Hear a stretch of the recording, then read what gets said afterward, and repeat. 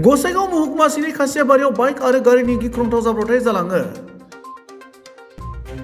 17 January बुधबारखालि खासियाबारियाव AS16AC 3683 नम्बरनि गंसे auto' आरो AS16K 3954 नम्बरनि पालसार बाइकजों मोगा-मोगि सौग्रावनाय जाथायाव सासे उन्दै हिन्जावसानि मेगनाव अट'नि आयना बायनानै मेगनाव हाबना गोब्राब जखम जानायजों लोगोसे गुबुन 4 सुबुङाबो गोब्राबै जखम जायो।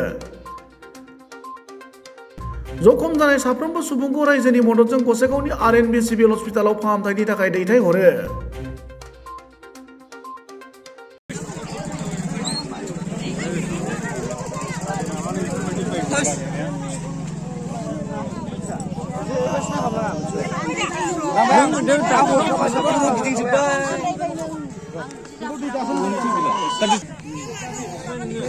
बेनो गजोबलायनाय नै से डेन्जार एक्सिडेन्ट बियो।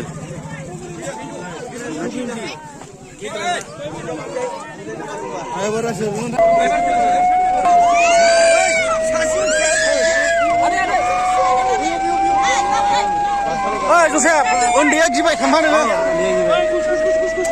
खाम्फा उन्दैया गिबाय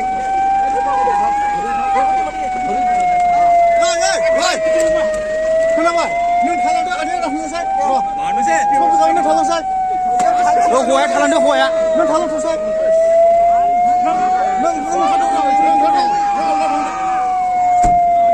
नों थालांथ'सै सेन्देला सोरनि सासेया बे सेन्देला सोरनि सेन्देला थांजोब्बाय जों खोनासंग्रो माबाजों आंनि फुंजोंहाय फिसाजो थांहोदो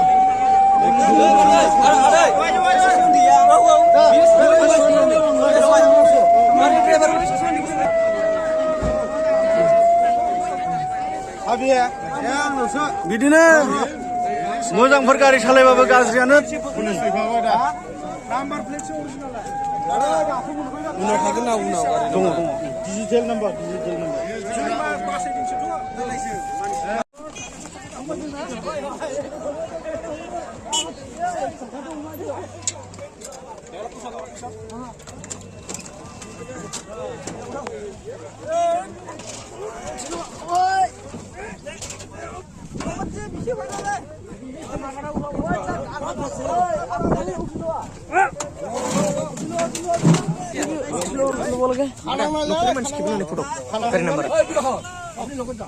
डेन्जार